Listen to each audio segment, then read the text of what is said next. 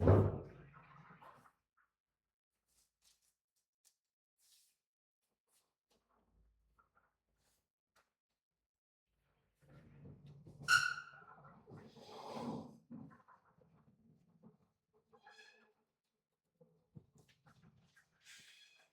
बच्चे लोग ठीक हो? जय हिंद। और आज हम क्या बताने वाले हैं आप लोगों को? Matrix of algebra. क्या बताने वाले हैं? मैट्रिक्स ऑफ अलजेब्रा, जो हम बेसिक टू एडवांस तक लेकर चलेंगे इन चीजों को, और बहुत अच्छे तरीके से आप लोगों को बताया जाएगा और आप सावधानी के साथ इन्हें सुनेंगे और समझने की कोशिश करेंगे, क्योंकि यह चैप्टर आपके लिए पहली बार होगा। आप ना इसे 9th में पढ़े हैं, ना 10th में पढ़े हैं, ना 11th में पढ़े हैं। डायरेक्टली फर्स्ट टाइम आप कब पढ़ रहे हो? क्लास 12th में पढ़ोगे, एनडीए में पढ़ोगे, देन आपको इसे पहली बार है तो आपको समझना पड़ेगा, काफी ध्यान से समझना पड़ेगा। तो हम क्या पढ़ने वाले हैं? Algebra of matrix. तो ये अलजेब्रा ऑफ मैट्रिक्स का जो है ना, ये पार्ट 1 है और ये कंटिन्यू पार्ट लगातार आती रहेगी। और इसमें इन चैप्टर को शुरुआत करने से पहले एक और बात हम कहेंगे, आप लगातार हमारे YouTube चैनल से जुड़े रहिएगा, जिससे आपको ये बेनिफिट्स होगा कि इस चैप्टर को बेसिक टू एडवांस तो हम कंप्लीट करेंगे ही, और साथ साथ एनडीए के प्रीवियस ईयर क्वेश्चंस भी PYQ आपके सामने लेकर आएंगे, जिससे इससे रिलेटेड, इस चैप्टर से रिलेटेड और भी आप अच्छा अंडरस्टैंडिंग बना पाएंगे। तो आइए हम इस चैप्टर की शुरुआत करते हैं। तो कौन सा चैप्टर हम पढ़ने जा रहे हैं? मैट्रिक्स। तो जरा बेसिक हम समझ लें, मैट्रिक्स यदि हम पढ़ने जा रहे हैं तो मैट्रिक्स को हमेशा एक स्क्वायर ब्रैकेट्स के अंतर्गत लिखा जाता है। मैट्रिक्स को हमेशा क्या लिखा जाता है? एक स्क्वायर ब्रैकेट्स के अंतर्गत लिखा जाता है, और जिसके तहत उसमें क्या होता है? रो एंड कॉलम होते हैं। क्या होते हैं? रो एंड कॉलम होते हैं। यानी जब भी हम बात करेंगे तो यहां पर यदि लिखा रहे कॉलम इनटू रो तो ये गलत हो जाएगा। हम इसे जब भी रीड करेंगे रो इनटू कॉलम करेंगे, यानी मान लो suppose m cross n column में रीड करेंगे, यानी m for rows and n for columns. तो जब रो की बात आती है तो इस तरीके से वैल्यू लिखी गई होती है, एंड कॉलम्स की बात आती है तो इस तरीके से वैल्यू को लिख दी जाती है। तो जैसे मैं लिख रहा हूं 2 3 4 2, आप यहां लिख लो 1 7 3 9 8 5। तो ये क्या हो गया? यदि हम बात करें तो इधर से यदि देखते हैं तो ये क्या है?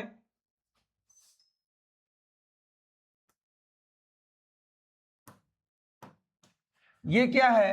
ऐसे पूरा देखें तो क्या फर्स्ट रो है। क्या है ये? इसे हम क्या कहेंगे? First row. ठीक है। ये क्या है? Second row. क्या है? सेकेंड रो है।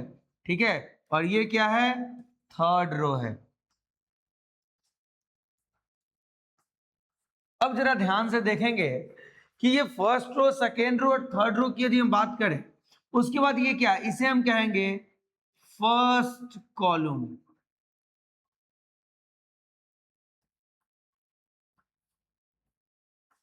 इसको क्या कहेंगे? Second column. और इसको क्या कहेंगे? Third column. तो आप इसे क्या कह सकते हो कि ये जो मैट्रिक्स है, इन जगहों पे आप क्या लिख सकते हो? 3 क्रॉस 3, यानी कि नंबर्स ऑफ रो और नंबर्स ऑफ कॉलम इसमें क्या है? इक्वल्स है। तो आगे आते हैं और मैट्रिक्स के बारे में पूरे अच्छे तरीके से समझते हैं। तो हम इस चैप्टर में क्या पढ़ेंगे? What is a matrix? Matrix है क्या? Types of matrix, equalities of matrix. तो आइए हम जानते हैं कि व्हाट इज अ मैट्रिक्स।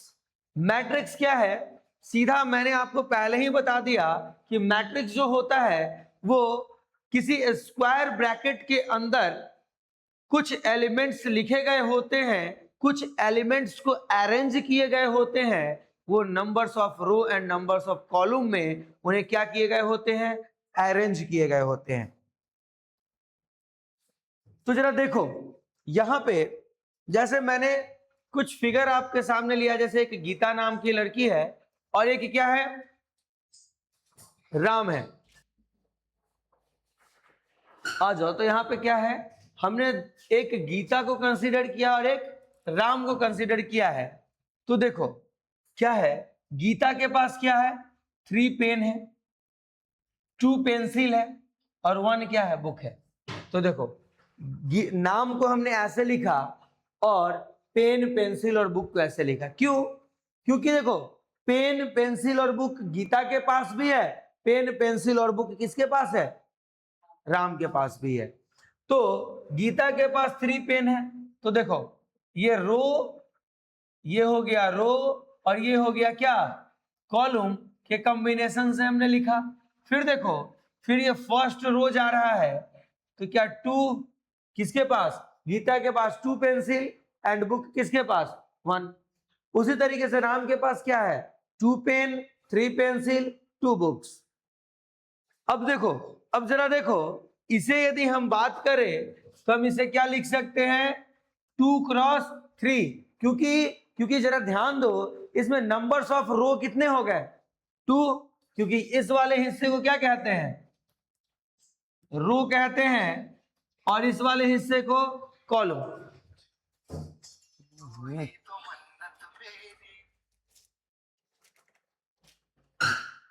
तो ध्यान से देखो क्या कहते हैं, इस वाले हिस्से को क्या कहते हैं, रो कहते हैं, और ऊपर से जो आता है यानी कि सीधा समझ जाओ, इसे हम कहते हैं परी लाइन और इसको कहते हैं खड़ी लाइन।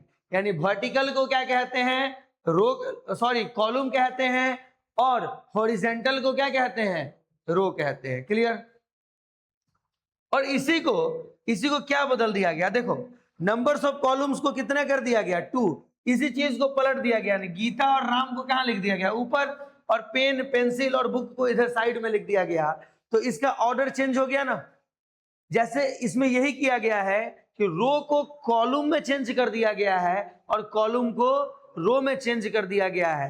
तो ऑर्डर याद रखना, रो को कॉलम में बदल दो, कॉलम को रो में बदल दोगे, तो जो पहले वाला मैट्रिक्स का जो ऑर्डर है, दूसरे वाले मैट्रिक्स का ऑर्डर क्या हो जाएगा, चेंज हो जाएगा। क्लियर है। चलिए, तो यहां पे स्पष्ट रूप से दिख रहा होगा, देखो टोटल नंबर ऑफ रो कितने हैं, इस वाले मैट्रिक्स में यदि गौर से देखो तो टोटल नंबर ऑफ रो कितने हैं, 2 हैं, first row and second row. Clear है, first row and second row. उसके साथ जरा समझिएगा कि इसे हम क्या करें, यहां देखो लिखा है ना फर्स्ट रो, यानी जिसको हम R1 से लिखे हैं, एंड सेकेंड रो लिखा है जिसको हम क्या लिख रहे हैं, R2 से लिख रहे हैं। ठीक है, चलो दिख रहा है वो स्पष्ट रूप से। उसके बाद देखो फर्स्ट कॉलम, यानी इस वाले हिस्से को क्या कह रहे हैं, फर्स्ट कॉलम, इस वाले हिस्से को क्या कहेंगे, सेकेंड कॉलम, और इस वाले हिस्से को क्या कहेंगे, थर्ड कॉलम्स। तो इसमें टोटल नंबर्स ऑफ कॉलम कितने हो गए, थर्ड, और इसमें टोटल नंबर ऑफ रो कितने हो गए, 2। तो यह जो मैट्रिक्स बना, यह जो मैट्रिक्स कैसा है, 2 क्रॉस 3 का मैट्रिक्स है। ओके, यहां तक में किसी को कोई डाउट्स। चलिए आगे की ओर चले। इसमें भी आप देख सकते हैं नंबर्स ऑफ रो कितने दिख रहे हैं, 1 2 3। तो देखो हमने क्या लिखा, 3 रोज, और कॉलम कितने हैं, 1 2, कितने कॉलम हमने लिखा, 2 कॉलम्स। ओके, आगे की ओर चले। अब आ जाओ, देखो यहां पर क्या लिखा है क्वेश्चन,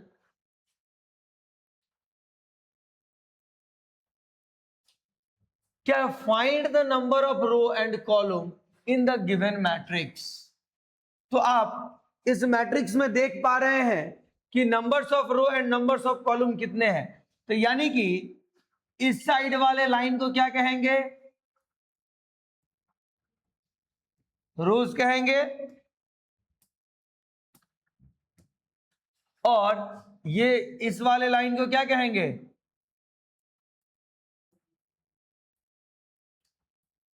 इसको क्या कहेंगे, कॉलम्स कहेंगे। तो वही चीज लिखा हुआ देखो, इधर वाले लाइन को क्या कहते हैं, ऐसे ऐसे लाइन को क्या कहते हैं, रो।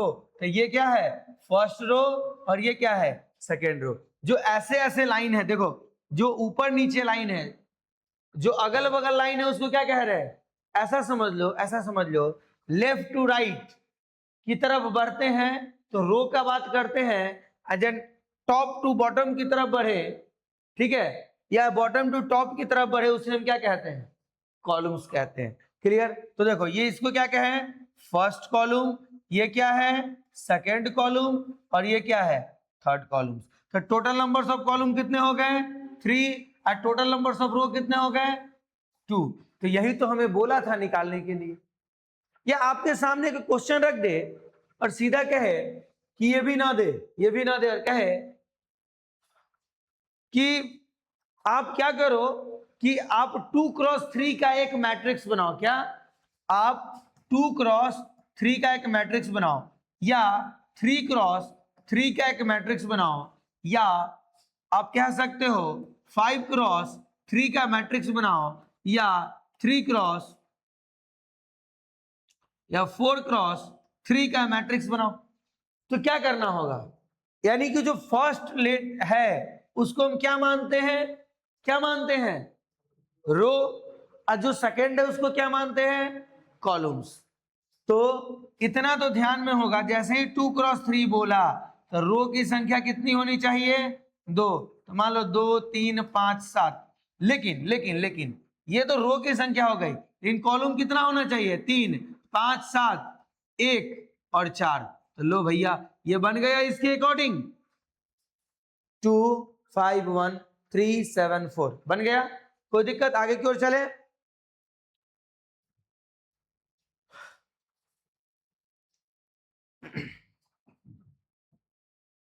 आगे आ जाइए।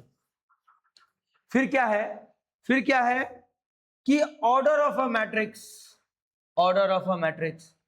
तो जरा ध्यान से सुनना, ऑर्डर ऑफ अ मैट्रिक्स किसे कहते हैं, ऑर्डर ऑफ अ मैट्रिक्स हम उसे कहते हैं कि वह कितना रो में लिखा गया है और कितने कॉलम में लिखा गया है। तो जरा देखो, जरा देखो, इसमें क्या है, टोटल नंबर ऑफ रोज कितने हैं, कितने हैं, 3, और टोटल नंबर्स ऑफ कॉलम कितने हैं, 2।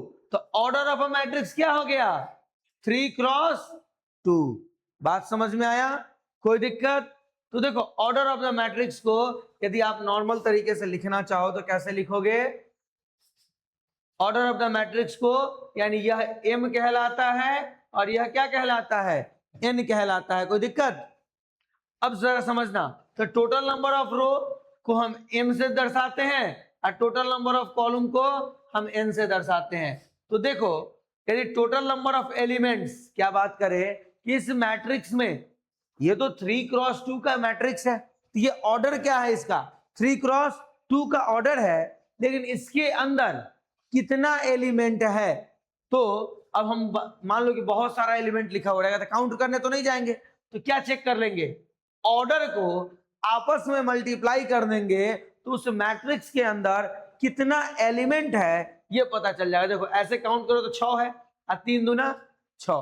तो देखो वही किया ना, total number of elements in A matrix, A matrix में तो कितना है, 6 एलिमेंट्स, यानी उसके ऑर्डर को क्या करना है, आपस में मल्टीप्लाई कर देना है। तो आपका क्या निकल जाएगा, क्या निकल जाएगा, टोटल नंबर्स ऑफ एलिमेंट्स निकल जाएगा। तो वही लिखा गया है, multiplication of total number of row and columns. जब हम रो और कॉलम्स को आपस में मल्टीप्लाई करते हैं तो क्या निकल जाता है, total number of elements in matrix. Clear. तो यहां भी समझ में आ गया, total number of column, total number of, या m cross n equal to n cross m, numbers of element same आएगा। लेकिन बात समझो, यहां पे एक बात समझने वाली चीजें हैं, ऑर्डर क्या है, नंबर्स ऑफ एलिमेंट निकालने के लिए 2x3 कर दो या 3x2 कर दो, नंबर्स ऑफ एलिमेंट सेम पता चलेगा। लेकिन ऑर्डर चेंज कर दोगे तो मैट्रिक्स में रो और कॉलम की संख्या भी क्या होगी, बदल जाएगी। क्लियर है? लेकिन नंबर्स ऑफ एलिमेंट्स निकालने के लिए ये संख्या क्या है, नहीं बदलेगी, यानी उल्टा करके भी गुना कर दोगे तो भी वही रहेगी। कोई दिक्कत? आगे की ओर बढ़े, चलो। अब क्या है जरा ध्यान से देखेंगे, क्या है, पोजीशन ऑफ द एलिमेंट्स। क्या है? Position of the elements. तो पोजीशन ऑफ द एलिमेंट्स कहने का मतलब क्या होता है, रो नंबर्स एंड कॉलम नंबर्स। क्या? रो नंबर्स एंड कॉलम नंबर्स। कहने का मतलब क्या हुआ जरा समझना। यदि मैं कोई एक मैट्रिक्स लिख दूं जैसे 1 3 5 और 7 लिख दिया मैंने, ठीक है, और हमें क्या पूछ रहा है, यूनिक पोजीशन पूछ रहा है। तो यूनिक पोजीशन का मतलब क्या होता है, रो नंबर्स एंड कॉलम नंबर्स। तो यह जो एलिमेंट है, बात समझना, यदि यह एलिमेंट है तो क्या है, फर्स्ट रो में है, और ऊपर से देखा जाए तो किस कॉलम में है, फर्स्ट कॉलम में है। तो हम इन चीजों को इस तरीके से लिख सकते हैं, A11 बराबर क्या, 1। ठीक है, उसके बाद यदि मान लो ये क्या है, नंबर्स ऑफ,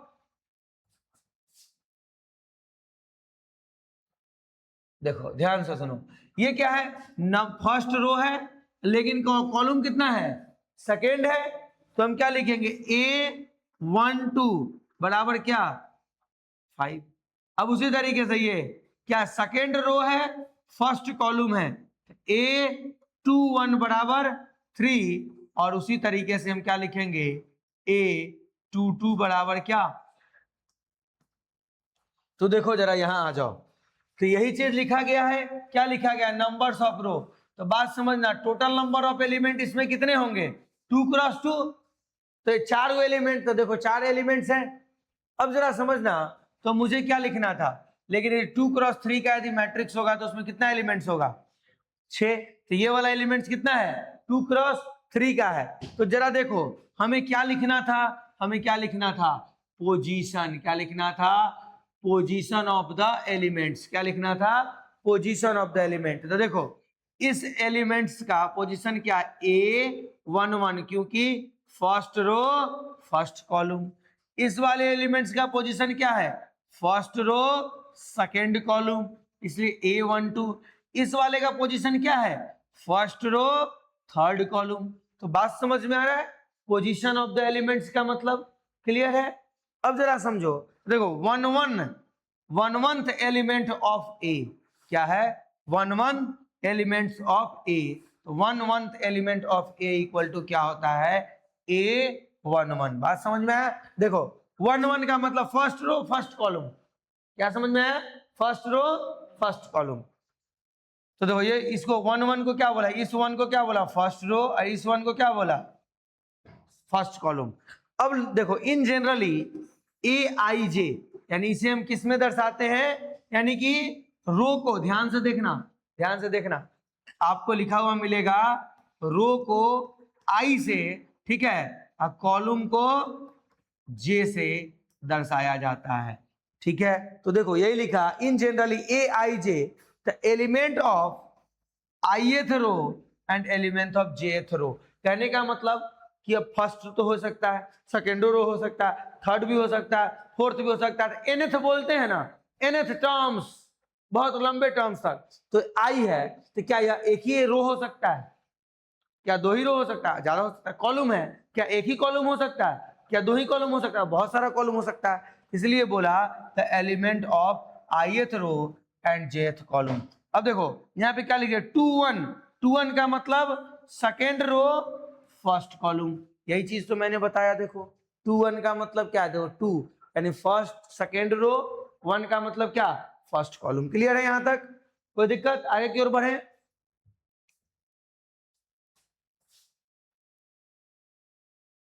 तो देखो आपके सामने कुछ क्वेश्चन रखे गए हैं। क्या रखे गए हैं, कुछ क्वेश्चन रखे गए हैं। क्या बोल रहा है, find the following in the given matrix. तो बोला the order of the matrix. क्या है, ऑर्डर ऑफ द मैट्रिक्स लिखने के लिए बोला फर्स्ट वाला। तो ऑर्डर ऑफ द मैट्रिक्स क्या होता है? Total number of row into total number of column. इसमें कितने रो हैं? 1 2 3 रो है। कॉलम कितने? 1 2 3 4। तो ऑर्डर ऑफ द मैट्रिक्स क्या लिख देंगे? ऑर्डर ऑफ द मैट्रिक्स क्या हो जाएगा? 3x4। इसको दो तरीके से पढ़ते हैं, या तो इसको बोलेंगे 3x4 या 3/4। कोई दिक्कत? तो देखो अब क्वेश्चन नंबर 2 क्या बोला?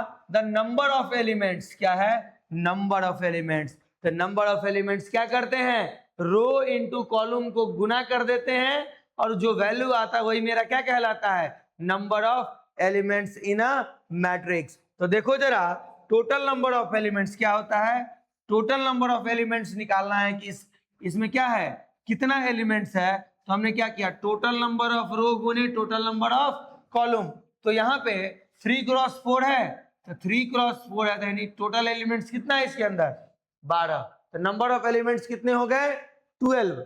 अब आ जाओ, क्या बोला? Right the elements A13 A21 and A34। तो जरा ध्यान से देखो, हमने क्या बोला? A13 क्या बोला? A13 कहाँ है? देखो A यानी फर्स्ट, A1 कहने का मतलब फर्स्ट रो और थर्ड कॉलम। तो फर्स्ट रो पर और थर्ड कॉलम पर कौन है? 86। तो वही मैंने क्या लिखा? फर्स्ट रो थर्ड कॉलम पर क्या है? 86। अब आ जाओ, दूसरा क्या बोला निकालने के लिए? A21 क्या बोला है? A21। तो 21 का मतलब क्या? Second row first column. Second row नहीं क्या? हाँ 21 है ना, तो यहां पे है देखो, second row first column. Clear? तो सेकेंड रो में क्या? ये एंड फर्स्ट कॉलम, तो यही ना लाइन बना, ये और ये आया, क्या बन गया? 74। अब आ जाओ, क्या लिखा हुआ है? Third row third column, third row fourth column, यानी A34। Then third row fourth column, तो कौन आएगा? 22। इसीलिए और नंबर ऑफ एलिमेंट्स बोला था 3x4 इक्वल टू 12। क्लियर है? आगे की ओर बढ़े। अब आ जाओ, क्या लिखा? Construct a 2x2 matrix. क्या बोला? Construct 2x2 matrix. ये मैट्रिक्स क्या है? 2x2 मैट्रिक्स है। लेकिन मेरे पास कंडीशन दे रखा है कि इसी कंडीशन का यूज करके आप क्या कर सकते हो? 2x2 मैट्रिक्स आपको बनाना है। तो बात समझना जरा, यहां पे क्या लिखा? I और यहां क्या लिखा? J। यहां क्या लिखा? I और फिर क्या लिखा? J। तो ध्यान दो, 2x2, 2x2 कहने का मतलब है, रुक जाओ, कौन सा है? आगे आ जाओ, आगे आ जाओ।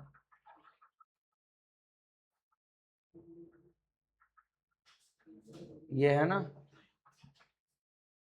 अब समझना, मेरे पास वैल्यू क्या दे रखा है? A, देखो क्या Aij equal to I plus Aij बराबर क्या दे रखा है? I प्लस J का होल स्क्वायर बट्टे में 2। क्या दे रखा है? बट्टे में 2। और मुझे निकालने के लिए क्या बोला? A cross A matrix. क्या निकालने के लिए बोला है? नहीं, 2x2 मैट्रिक्स निकालने के लिए बोला है।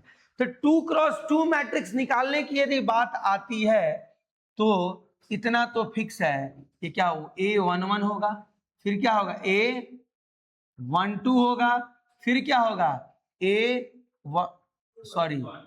यहाँ पे क्या होगा? A21 होगा और फिर क्या होगा? A22 हो गया। हो गया भैया, 2 रो 2 कॉलम। तो अब इसमें जो यह 1 1 है क्या है? I और J है। 1 2 भी क्या है? I और J है। 2 1 भी क्या है? I और J है। और 2 2 भी क्या है? I और J है। तो देखो देखो, मुझे पहला क्या है? Aij के जगह A11, क्या? A11। तो A11 में हमें I का वैल्यू क्या है? 1, और क्या कहते हैं, j का वैल्यू क्या है 1 का होल स्क्वायर बट्टे में 2, तो इसका वैल्यू क्या आ जाए 1 और 1 2, 2 2 जा 4, 4 डिवाइडेड बाई 2 क्या आ जाएगा 2। क्लियर। उसके बाद समझो फिर क्या है A12, क्या है A12 है, तो जरा ध्यान से देखो I का वैल्यू 1 और J का वैल्यू 2 का whole square divided by 2, 2 plus 1 कितना 3, 3 का होल स्क्वायर क्या हो जाएगा 9/2। क्लियर। अब क्या है जरा देखो A21 क्या है A21, तो A21 कहने का मतलब क्या हो जाएगा फिर 2 प्लस 1 बटे 2 का होल स्क्वायर फिर क्या हो जाएगा 9/2, और लास्ट क्या बच गया A22, तो हम क्या लिख देंगे 2 प्लस 2 4, 4 का स्क्वायर 16, 16/2 क्या हो जाएगा 8।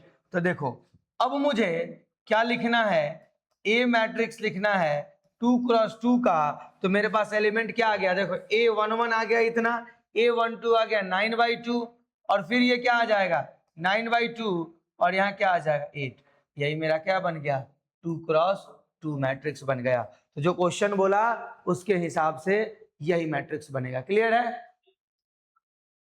तो आगे की ओर बढ़े, आ जाओ।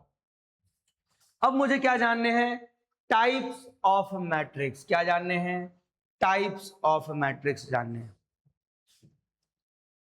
तो आ जाओ। तो टाइप्स ऑफ जो मैट्रिक्स होते हैं ना हमारे पास यही होते हैं, कौन column matrix, row matrix, square matrix, diagonal matrix, scalar matrix, identity matrix और जीरो मैट्रिक्स। तो देखो कॉलम मैट्रिक्स यदि बोलता है, क्या कॉलम मैट्रिक्स यदि बोलता है तो जरा ध्यान से सुनेंगे कि कॉलम मैट्रिक्स में, एक मिनट यहां पे है ना, यही है टाइप्स ऑफ मैट्रिक्स में, ठीक है।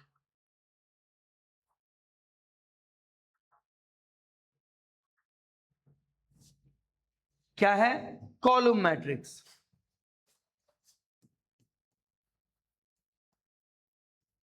टाइप्स ऑफ मैट्रिक्स में क्या है कॉलम मैट्रिक्स।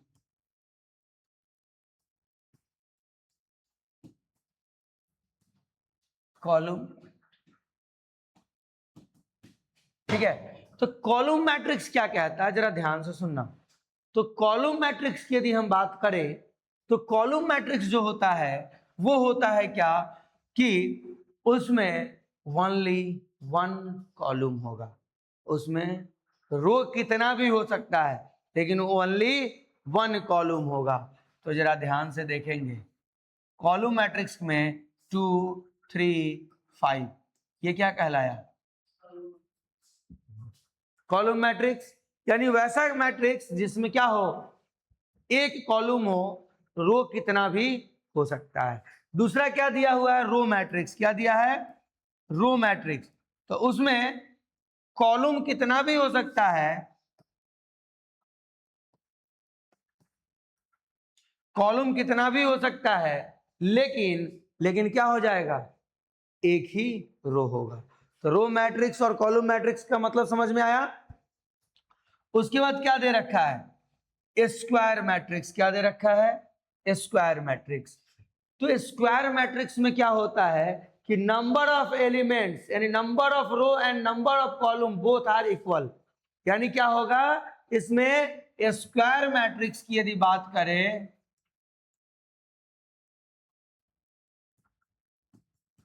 स्क्वायर मैट्रिक्स की यदि बात करें तो नंबर ऑफ रो 1 2 3 4 5 6 7 8 9, सपोज ये मान लो वैल्यू है तो इसमें number of row and number of column क्या होगा इक्वल होगा।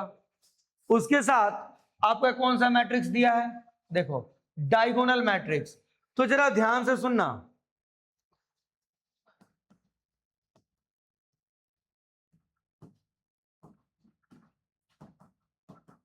ठीक है। डायगोनल मैट्रिक्स में क्या होगा ओनली फॉर डायगोनल में कुछ ना कुछ एलिमेंट होगा, अब बाकी एलिमेंट क्या होगा, 0, यानी कि 1 0 0, मान लो 0 3 0 0 0 5। तो देखो डायगोनल में, ये डायगोनल में कुछ ना कुछ क्या होगा, एलिमेंट होगा, लेकिन क्या है, बाकी एलिमेंट्स क्या हो जाएगा, 0। क्लियर है। अब डायगोनल के बाद कौन सा मैट्रिक्स है, स्केलर मैट्रिक्स। तो अब जरा समझना, स्केलर मैट्रिक्स क्या थी, हम बात करें तो ये भी एक डायगोनल मैट्रिक्स ही होता है, यह भी एक डायगोनल मैट्रिक्स होता है, लेकिन स्केलर मैट्रिक्स में 1 के अलावा बाकी सारा एलिमेंट्स क्या होगा, सेम 2 2 2 या 3 3 3 4 4 4। क्लियर, जरा ध्यान से देखो क्या है डायगोनल के बाद स्केलर मैट्रिक्स।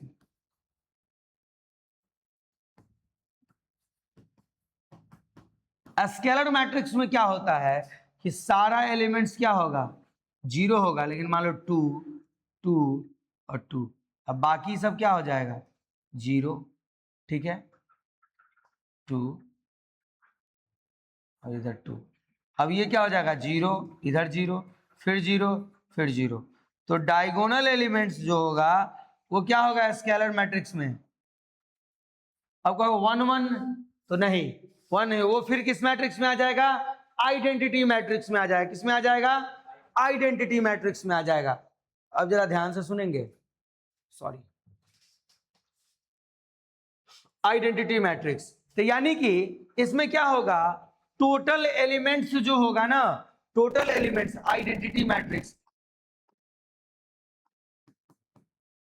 आइडेंटिटी मैट्रिक्स में जो होगा वो क्या होगा कि 1 0 0 फिर 0 1 0 0 0 और 0 0 1, यानी कि जो डायगोनली बात होगी, क्या ये डायगोनल एलिमेंट्स की यदि बात होगी तो क्या होगा, आइडेंटिटी मैट्रिक्स में 1 होगा, बाकी सब 0 होगा। अब लास्ट है जीरो मैट्रिक्स, क्या है, लास्ट है जीरो मैट्रिक्स, यानी कि इस जीरो मैट्रिक्स में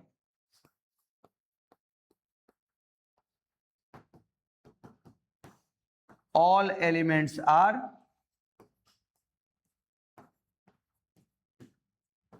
क्लियर, कोई दिक्कत, कोई परेशानी।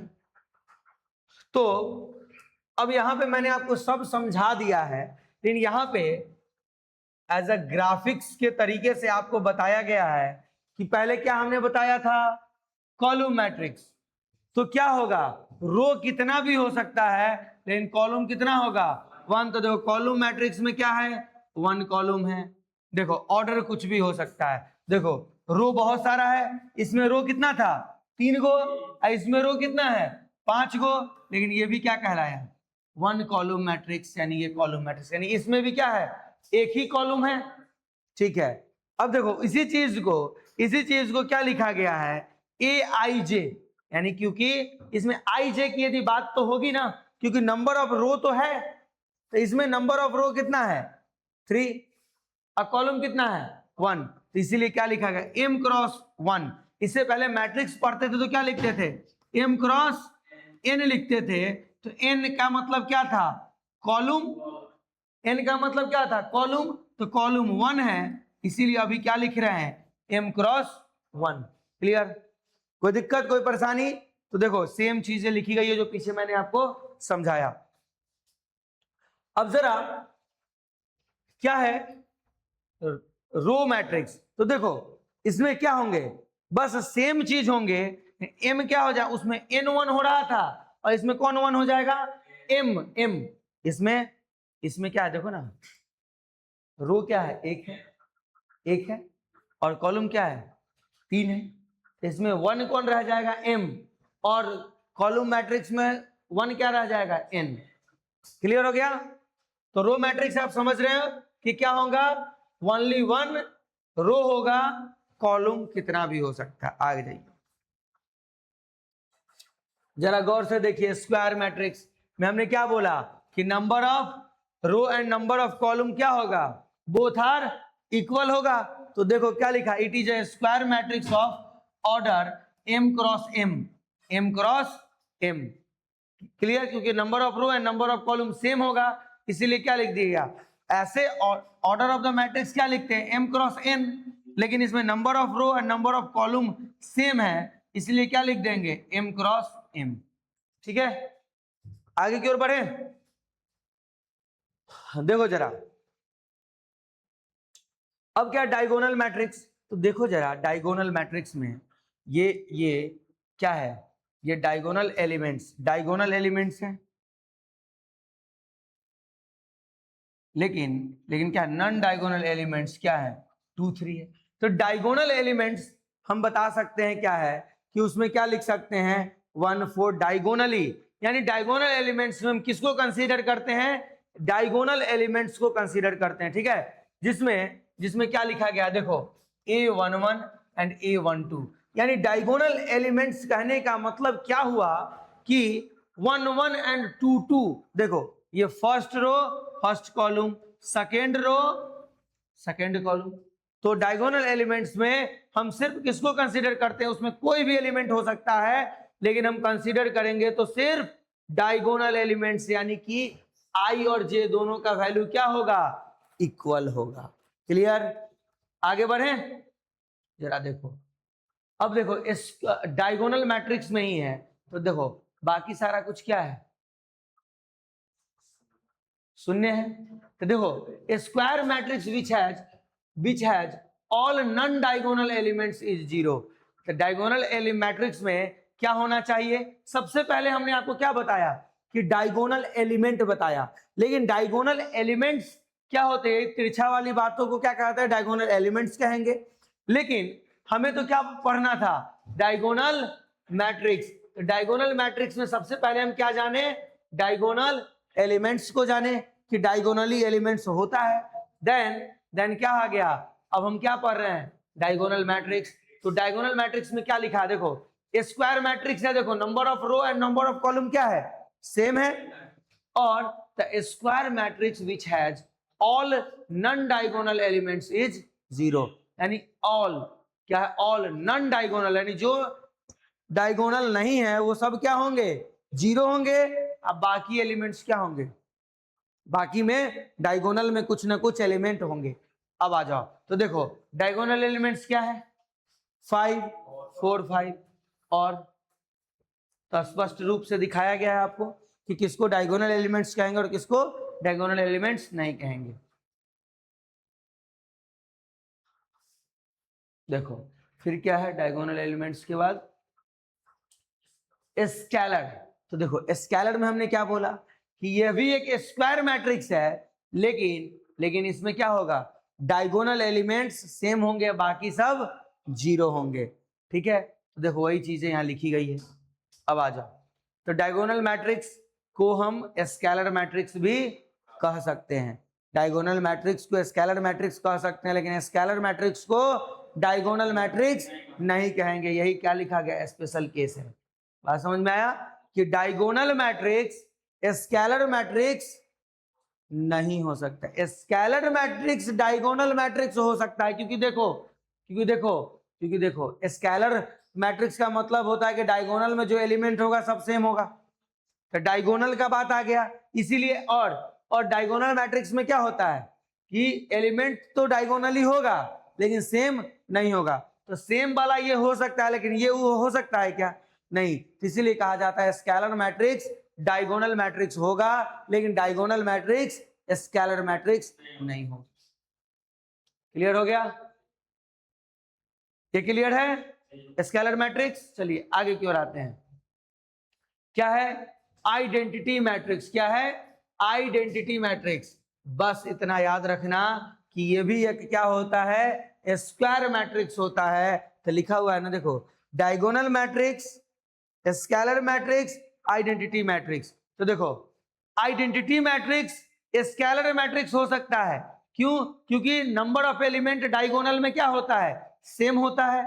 लेकिन scalar matrix, identity matrix scalar matrix हो सकता है, स्केलर मैट्रिक्स डायगोनल मैट्रिक्स हो सकता है, लेकिन डायगोनल स्केलर नहीं होगा, स्केलर आइडेंटिटी नहीं होगा। क्लियर हो गया?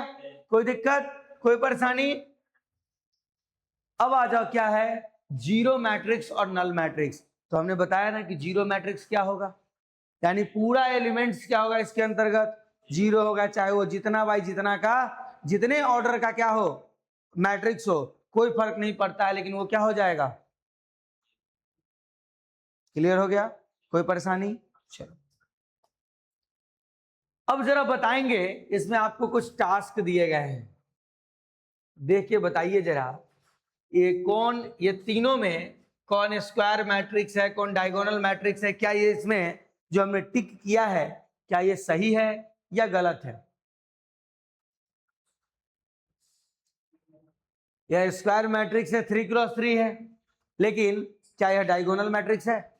यदि डायगोनल मैट्रिक्स होता तो डायगोनल में एलिमेंट होता, बाकी सब क्या हो जाता, जीरो। स्केलर की बात होती तो डायगोनल में सेम एलिमेंट होता, बाकी सब जीरो। और आइडेंटिटी मैट्रिक्स में बात होती तो डायगोनली क्या होता, वन।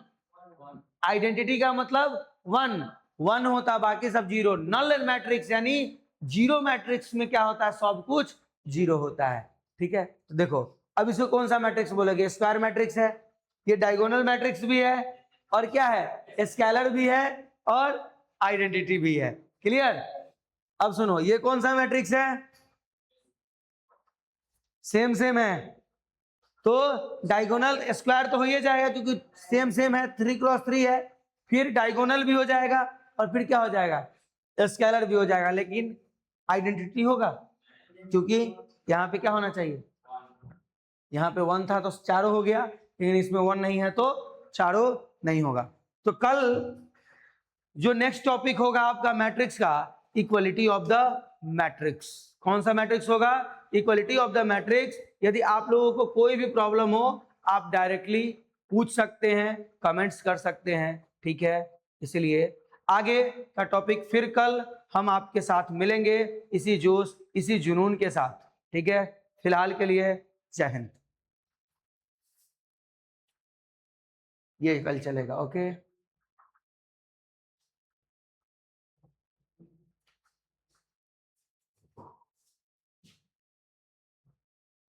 पढ़ा सकते हैं ना, चला पढ़ा सकते हैं हम। क्या क्या गलती बोले, कहाँ बोलो, कहाँ पे 3x4 लिखे थे ना, तो वहाँ पे 3/4 बोल दिया है। हाँ, उसको 3/4 भी बोला जाता है, हाँ। तुम अब इसमें डिवाइड समझ लिया नहीं, उसको 3x4 को 3/4 भी बोला जाता है, गलत हमने कुछ नहीं बोला है। हाँ कोई नहीं।